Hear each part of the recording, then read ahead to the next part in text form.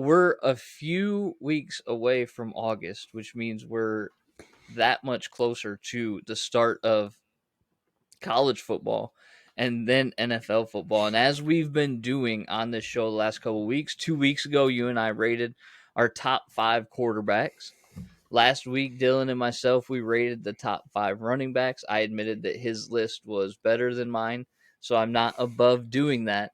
So this week, we want to talk about wide receivers, Eric. Let's go ahead and let's talk about going into 2022's NFL season. With it getting ready to kick off, who do we believe are the top 5 wide receivers heading into this season? I'm going to let you start. Who's number 5 for you?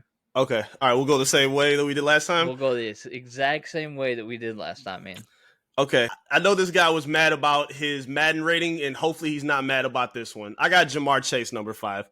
I think he was sensational in his all-pro season. I think he got all the props that he deserved, and I'm super excited to see what he does with Cincinnati moving forward. 81 catches last season, just under 1,500 yards, 13 touchdowns. The reason I got him at 5, though, is it's his rookie season.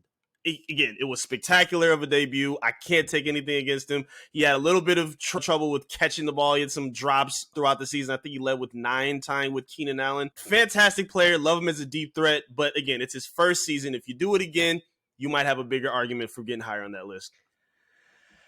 You got him all the way down at the bottom? I got to put him at 5. I have to. This NFL is as deep as it's ever been in wide receivers. Sure. So it hurt me to put him at 5, but I have to based on the guys I got in front of him. I know one of the guys that you have in front of him who I have behind him, and that's Justin Jefferson. You have him at 5? And I'll tell you why. Oh. I would much rather, as a wide receiver, have Joe Burrow throwing me the ball than Kirk Cousins. If we're talking about the top 5 wide receivers going into the 2022 season, Chase has a better opportunity with the quarterback that he has than Jefferson does with the quarterback or lack thereof that he has. Okay. I had Joe Burrow in my top 5 quarterbacks. Yeah. And I wasn't alone in that either. That you thought that other people were drinking the crazy juice like I was. I got so much backlash for putting him so low on my list. I didn't know they were repping like the Beyonce fans. Joe Burrow fans are insane. So I got a lot of backlash out of that. And all I'm saying is, if that's the case, then I'm going to demote Justin Jefferson a little bit. Fantastic receiver, right? We're like, when you get to this point and you're talking about the top 5 wide receivers in the NFL, he's still really good. I just think Jamar Chase is better. Yeah, I'm not mad. Again, he is fantastic. I really want to see how high up you have him based on that argument. Who, Jamar Chase? Yeah, I want to see how high you have him. We'll keep going level by level. I'm gonna wait, but You'll find out. I'm gonna dig into that a little bit more. We'll keep going. So I actually have Justin Jefferson at 5. Okay. And Jamar Chase yet to be determined. Yes. Okay. Yeah. Okay. Good build up. Who do you got at 4? 4, I got somebody who's really slept on it. I don't think it's enough credit in this conversation. I got to go Stefan Diggs. I think he has been fantastic in Buffalo. 103 catches last season, 1,225 yards, 10 touchdowns.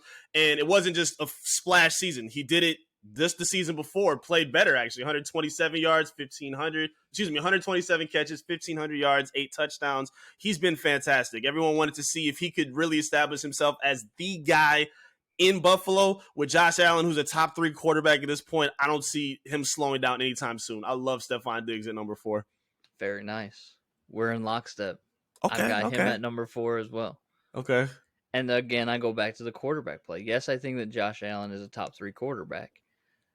And the reason why I had him so much higher than Joe Burrow was because of the plays that he can make with his legs. But when it comes to passing ability, I give the edge to Joe Burrow. Now, Josh Allen has a cannon. Let's not discredit that, but that's not always the best way to throw the ball. And because of that, I have Stefan Diggs at 4.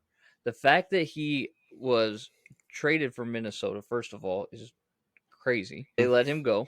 Good for the Bills to make that deal to get some weapons around Josh Allen and to then also sign, even though I'm not a big proponent of signing huge extensions to wide receivers, because I think, as you've said, it's a very deep position in the NFL, which means that an easily replaceable position and probably less valuable position than others. It is so dependent on so many different factors, right? Your offensive line doesn't block, ball doesn't get to you. Quarterback doesn't throw the ball in the right place on the right time, the ball doesn't get to you. It's very dependent on factors. So I think it's the least valuable position in football. However, he's still really good, and they gave him to Josh Allen to be a weapon, and Josh Allen's done well with that. Yeah, he's one of the best route runners in the NFL. And again, you talked about the big arm that Allen has. You can throw it deep, but you got to go intermediate. When you have a guy like him and the rapport that they've developed, it's going to be very fun watching those two develop over the next few years. And remember that this is going into the 2022 season. So how are they going to play? So who do you have at 3? Number 3, I have Cooper Kupp. Oh, love this. No. I love Cooper Kupp. He was huge on my fantasy team. I got him in his Triple Crown year. 145 catches, just under 2,000 yards, 16 touchdowns, an awesome postseason run, Super Bowl MVP. Like, it's an awesome blocker too. I really love his comparison of Hines Ward because for 2 reasons. 1, it speaks to his ability to block and do other things.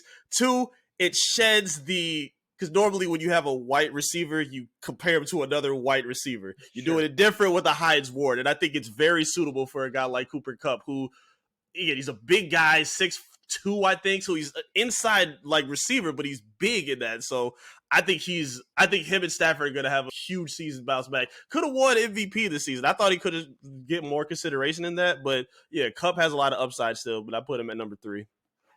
Here's where Jamar Chase comes into the conversation. Oh, at 3. Man. Okay.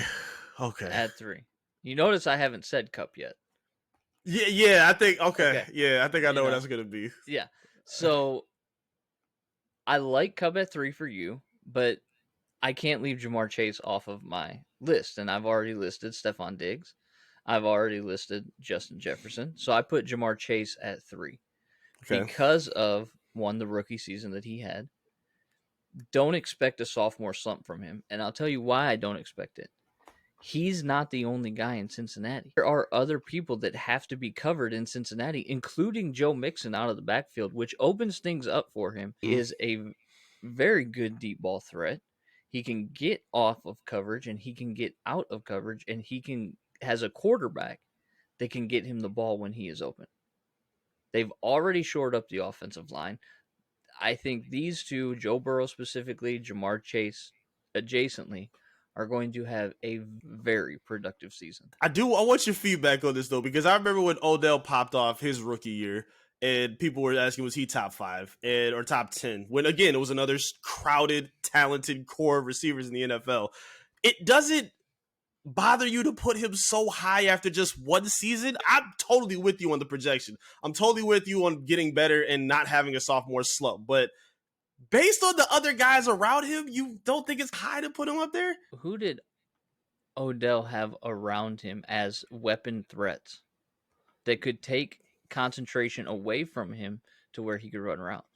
Nobody really. Okay. Victor Cruz, who was hurt. Sterling Sharp, yeah. Okay. Sterling Shepard. Yeah. Like yes, respect the legend. But then also, who did OBJ have throwing him the ball? The guy who turned out to be better than Baker Mayfield, which I'm surprised with, Eli Manning. Because people out on that, because that's fair. Eli may be the most overrated quarterback to have 2 Super Bowl wins. I agree. But it's still Baker Mayfield who we were talking about. Okay. I at least thought he would be an improvement from that. Much you hate Baker Mayfield from I 2 can't weeks say ago. it enough. You absolutely despise this guy, and I get it. Like, what if he would have become a Detroit Lion this year? I would have threw everything in my room. I would have lost my mind if we had to sign him. Again, I'm not a big Jared Goff fan, but if we had to minimize ourselves to Baker Mayfield as our bridge, I would have had to boycott the NFL for a minute. I can't. Not for Baker. So listen, the reason why I can have him so high is when you have guys like T. Higgins, right? And I'm blanking on their other.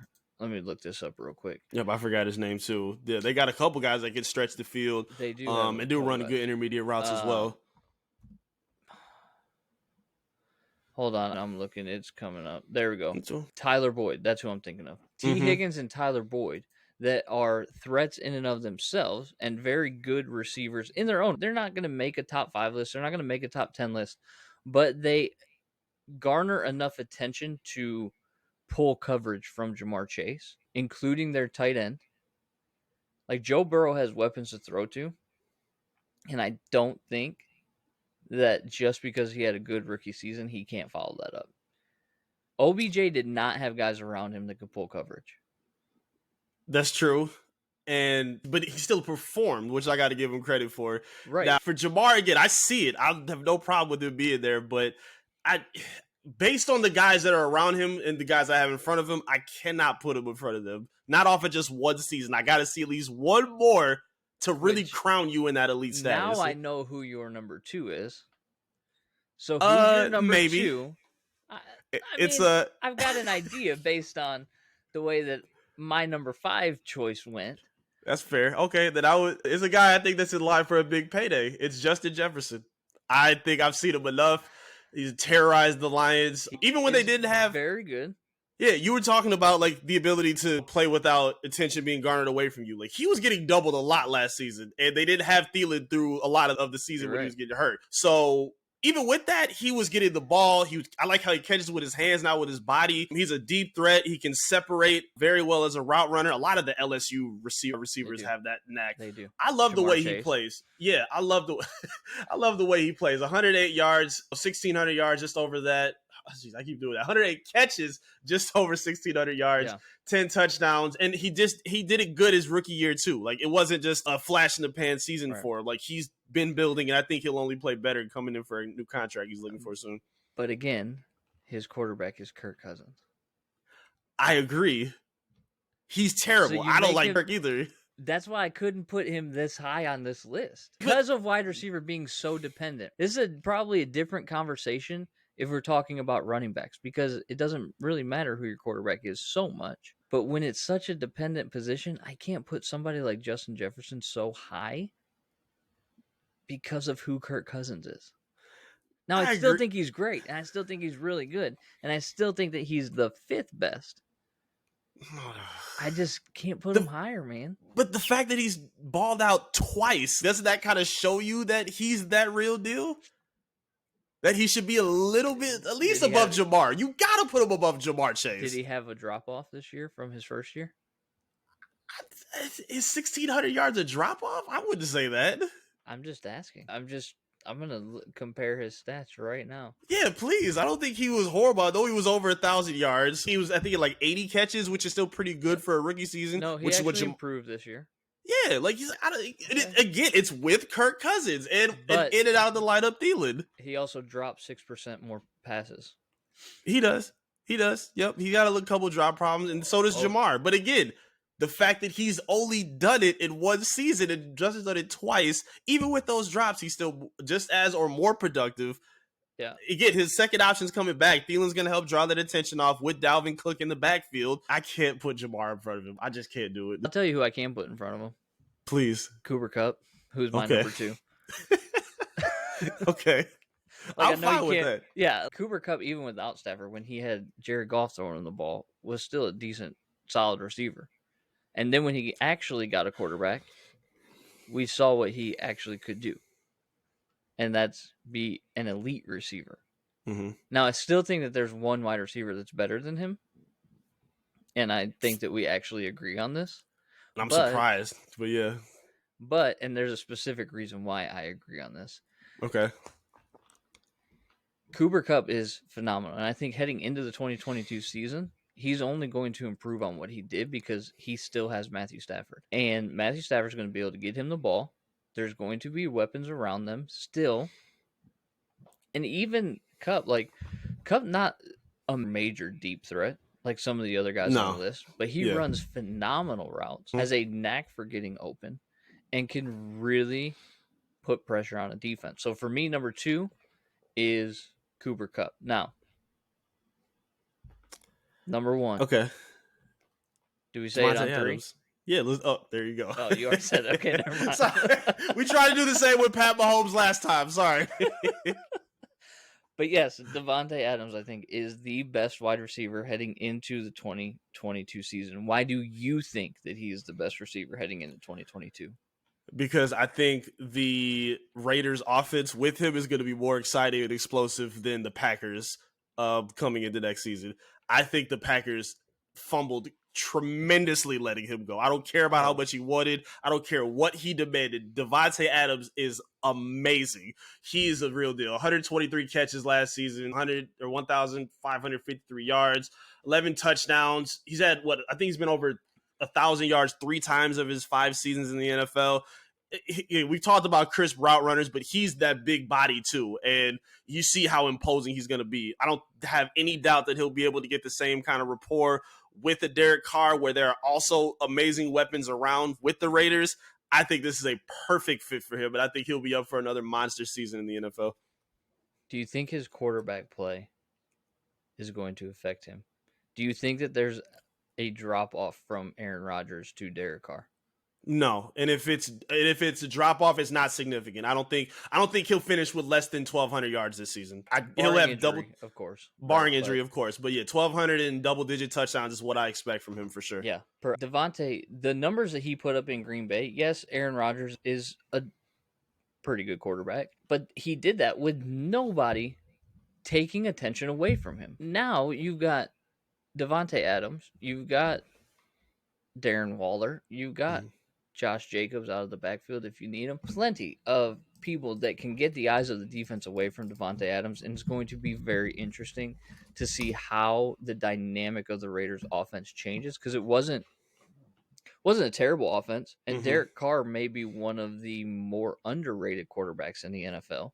Absolutely. And it's going to be very interesting come 2022 to see how Devonte elevates that offense, but then the recognition that Derek Carr could get based on, the addition of Devonte Adams to the Raiders. It's going to be it's good. This list is definitive. I don't think you can argue with it. We have the same 5 players, maybe just in a different order, but it's the best top 5 list. Go ahead. Let me ask you a question, because I feel like we're going to get killed for this. Why do you not have Tyreek Hill in your top 5? I think Tyreek Hill's a one-trick pony. Really, all he's good at doing is running deep. I don't see him coming across the middle. I don't see him making... Yes, he's fast, and it's really good to be fast and run past people, but there's more to playing wide receiver than that. And on top of that, he has Tua throwing him the football. Huge. That's it. Who do you think has a bigger year, him or Jalen Waddle? Because I like that pairing, but something inside me thinks that Waddle might be the bigger receiver next season. It's not difficult to cover 2 deep routes. So one of them's got to get really good at running routes across the middle if they want to be productive. Yeah, I think that'll be Waddle. Listen, you can't teach speed. Speed is one of those things, but it's not difficult to cover 2, especially 2 deep routes down the field if you're not clearing anything out. Now, those 2 could mean, if those 2 are taking the top off of a defense, that could definitely mean that a third player has a very productive season. But I can't put him on this list. Given the names that we've thrown out here, you can't put him on this list right now. You could if Patrick Mahomes had thrown him the ball, but he's a one-trick pony. Yeah, the shots he's been throwing at Pat Mahomes. Oh, can I get the ball? Bro, you were targeted more than anybody else last. What are you talking about? Very shocked by what he's been saying since he's been in Miami. They all do it. They all run their mouth for no reason at all. You know what I'm saying? He got his money. If I got my money, I'd be quiet. But I wonder if Tyreek Hill is as effective in Kansas City if Travis Kelce's not there. That's another argument you could make. Absolutely. I don't see the upside with Tyreek I'm not high on Tua. I don't see it. Because he got paid a boatload of money does not mean that he's a great wide receiver. Sometimes we see receivers take a drop off after they get that money. They become complacent and they just say, all right, I got what I wanted. Man on a mission, I'ma get it. You know I be on a what?